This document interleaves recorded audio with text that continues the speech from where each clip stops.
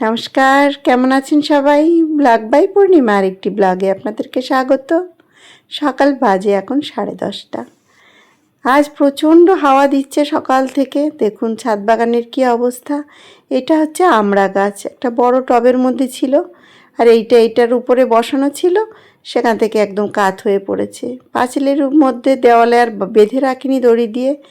গাছটা অনেকটাই বড় হয়ে গেছে, কিন্তু আমি দড়ি দিয়ে আমার বেঁধে রাখা উচিত ছিল, তো বাঁধা হয়নি। তো আজ আমার এই যে ছেলেটি দেখছেন, এর নাম হরি, আমার স্টাফ আমার ওয়ার্কশপে কাজ করে এরা। তো হরিকে বললাম, হরি আমার এই গাছটাকে একটু ঠিক করে দাও, আমার পক্ষে তো এত বড় টব উঁচু করা সম্ভব হয়ে ওঠে না। তো ওদেরকে যখনই বলি, যা বলি, ওরা আমাকে করে দেয়। তো তখন এসে উপরে এসে বললো, আন্টি আমি করে দিচ্ছি। তো ও আমার গাছ টবগুলো সব ঠিক করে দিচ্ছে। তো দেখুন কত চেরি টমেটো হয়েছে। টমেটোগুলো খুব সুন্দর খেতে, আর এত সুন্দর টক। আমার তো টক খেতে ভালো লাগে, তো এই টক টমেটো হলে আমার আরও খুশি। আর এই দেখুন লেবু গাছটায় কত লেবু হয়েছে, কাগজি লেবু। এই কাগজি লেবুগুলো খেতে খুব ভালো লাগে। তো হরি টবটা ঠিক করে দিল। আর এই যে ফুলের ডালগুলো, এটা জবা ফুল, 12 মাস এই ফুল গাছটাতে ফুল ফোটে। তো এখন যদি একটু ডালগুলো কেটে দিই তাহলে বেশ ভালো হবে। আর এইটা সমস্ত তুলে ফেললাম। এখানে এটা ছিল কলা ফুল। এই বেদিটার উপরে এখানে এতটাই কলা ফুল গাছের মানে ঝাড় হয়ে গেছে যে একদম এখানে আর অন্য কোনো গাছ হতে দিচ্ছে না।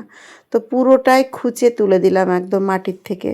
তো হরিকে বললাম, এতটা উঁচুতে এই 3 তলার উপরে ছাদে এতটা উঁচুর উপরে উঠে আমি বেদিতে আমার পক্ষে এটা করা সম্ভব না। তাই জন্য ওকে দিয়ে এটা করলাম। আর এই বস্তাটার মধ্যে বেশ কিছু মাটি রয়েছে, তো এই বস্তাটার মধ্যে কিছুটা এই যে পাতা তুলে দেবো, এর মধ্যে মাটি দিয়ে আমি একটা গাছ বসাবো। তা আজ আবার আমাকে একটু বাইরে বেরোতে হবে, তাড়াতাড়ি সব করে নিচ্ছি।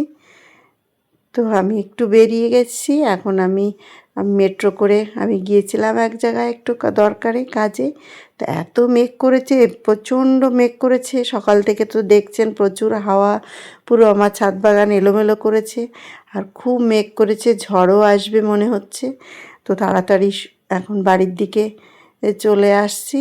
আমি মেট্রো স্টেশনে রয়েছি, মেট্রো থেকে এখন বেরোচ্ছি। তো দেখুন এখন রাত বাজে 9:30। কি অবস্থা, প্রচণ্ড ঝড় বৃষ্টিতে আমার ছাদ বাগান পুরো ওলটপালট করে দিয়েছে। সমস্ত টব ভেঙে চুরে দেখুন চুরমার করে দিয়ে রেখেছে। সেই আমার তুলসীর গাছ ছিল একটা, এটা আমার পাঁচিলের উপরে যেসব টবগুলো ছিল ছাদের পাঁচিলের উপরে, সেগুলো সব নিচে ফেলে দিয়েছে। এই দেখুন তুলসী গাছটার কি অবস্থা করেছে। বড় ড্রাগন গাছটা, সেটাও কাত হয়ে পড়েছে, সমস্ত ভেঙে একাকার করেছে ছাদে। তো আবার উপরে কি হয়েছে আমি জানি না, উপরে ছাদে এখনও যায়নি, বৃষ্টি পড়ছে গাছ ছাদের মধ্যে, আর বৃষ্টিতে ভিজে আর এখন রাত্রের দিকে আর উপরে উঠবো না। আকাশে বিদ্যুৎ চমকাচ্ছে প্রচণ্ড। তো উপরে ছাদে আর যাব না এখন, কাল সকালে দেখব উপরে ছাদে কি অবস্থা। তো এই দেখুন এখনও কি বিদ্যুৎ চমকাচ্ছে আকাশে। এখন রাত বাজে 10:30 বেজে গেছে। তো অনেকক্ষণ 9:30 থেকে ঝড় শুরু হয়েছে, প্রচুর ঝড় হলো কলকাতায়। তো ছাদ বাগানে এরকম অবস্থা হলে মনটাও খারাপ হয়ে যায়। আমার খুব কি বলবো, খুবই শখের ছাদ বাগান, সমস্ত এলোমেলো করে দিয়েছে ছাদে। যাই হোক, কাল সকালে আবার এগুলো সব ঠিক করতে হবে। তা আমার একার পক্ষে এগুলো উঁচু করা সম্ভব না, অনেক বড় বড় টব। তো দেখুন কি অবস্থা। তো কাল রাতে তো প্রচুর ঝড় হয়েছে, তো আজ সকালবেলা এই যে তো উত্তমেরা এসে গেছে আমার ওয়ার্কশপের নিচে, ওরা সমস্ত আমার ওয়ার্কশপে কাজ করে।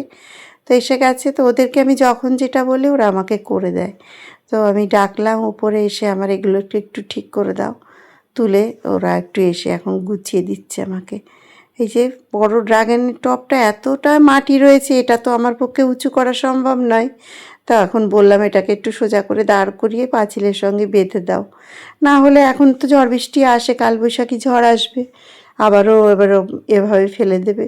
তো ওকে দিয়ে সব টবগুলো একটু তুলে নিচ্ছি।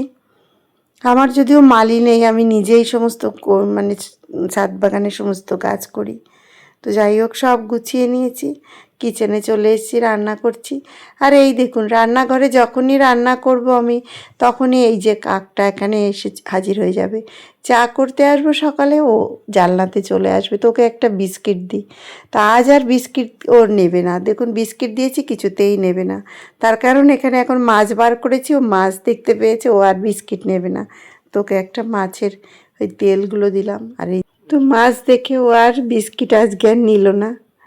তো কালকের ঝড়ে প্রচুর আমের গুটি পড়ে গেছে। আমি এখন রান্না করছি একটু থোড়, চিংড়ি মাছ থোড় দিয়ে করছি। তো আজকের মতন ব্লগটি আমি এখানেই শেষ করলাম। সুস্থ থাকবেন, ভালো থাকবেন।